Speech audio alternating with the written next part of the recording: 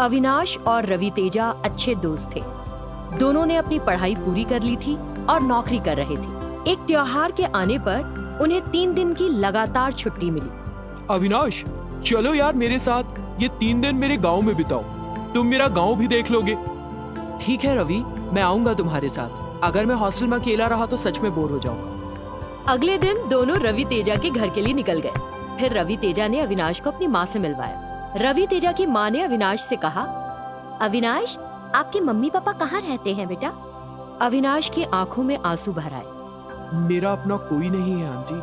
मैंने बचपन में ही अपनी माँ को खो दिया था। मेरे पिता ने मुझे अनाथालय में छोड़ दिया और दूसरी महिला से शादी करके चला गया। मैं अनाथालय में रहकर बड़ा हुआ हूँ और वहीं मेरी पढ़ाई भी हुई। फिर जब मैं नौकरी करने के लिए हैदराबाद आया तो मेरी रवि तेजा से मुलाकात हुई। रवि तेजा की माँ को बहुत दुख हुआ। रवि तेजा और तुम मेरे लिए एक ही जैसे हो बेटा, तुम भी मेरे बेटे की तरह ही हो। और उन्होंने अपने बेटे की तरह ही प्यार से उससे बात की। अविनाश ने उनसे कहा, अगर आज मेरी माँ होती तो वो भी मेरा ख्याल रखती। उसकी आंखों में फिर आंसू भर आए और वो अपने कमरे में चला गया। रवि तेजा की माँ को बहुत दुख हुआ। वो उसे शांत करने उसके पीछे जाने लगी तो रवि तेजा ने उन्हें रोका। माँ, थोड़ी देर के लिए उसे अकेला छोड़ दो। ठीक है। 3 दिन बड़ी जल्दी गुजर गए। अविनाश रवि तेजा के साथ वापस हैदराबाद आ गया।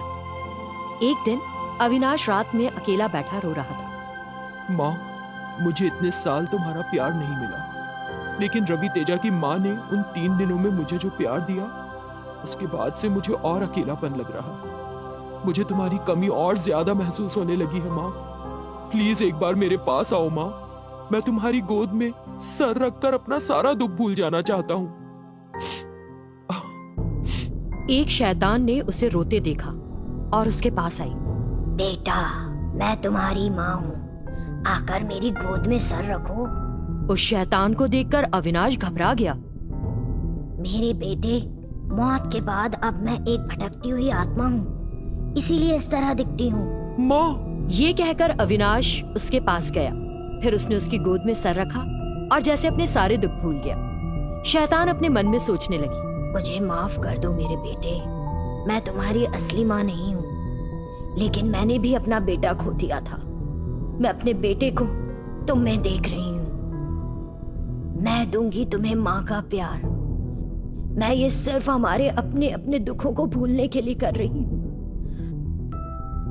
कुछ देर बाद अविनाश ने उठकर कहा, माँ, मैं सच में बहुत खुश हूँ। मुझे इतने दिनों तुम्हारा प्यार नहीं मिला। अब मुझे तुम्हारा प्यार चाहिए माँ। ये मेरे साथ हमेशा के लिए होना चाहिए।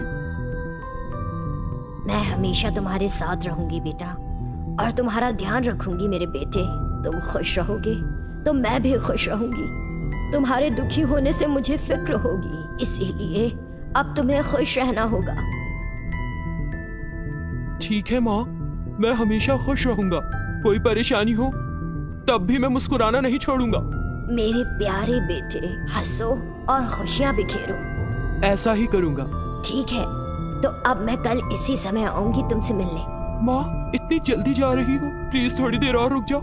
नहीं मेरे बेटे, मुझे अभी जाना होगा। मैं कल जल्दी आऊंगी। अविनाश बहुत खुश था कि उसकी माँ हमेशा उसके साथ रहेगी। एक दिन उसने उस शैतान माँ से कहा, माँ, अब मुझसे कभी दूर नहीं जाना।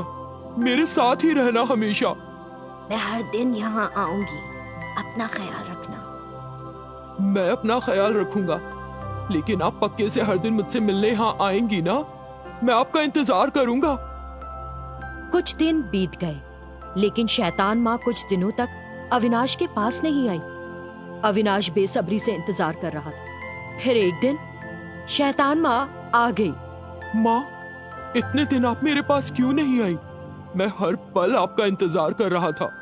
अगर आप आज नहीं आती ना तो मैं आपकी तलाश में निकल जाता। मैं तुम्हारे पास चाहते हुए भी नहीं आ पा रही थी मेरे बेटे। मुझे माफ कर दो। अब से मैं कहीं भी नहीं जाऊंगी। शैतान माँ के ये कहने से अविनाश बेहद खुश हुआ। तब से अविनाश और शैतान माँ साथ रहने लगे। इस तरह अविनाश जो माँ का प्यार चाहता था, उसे शैतान माँ से मिल गया था।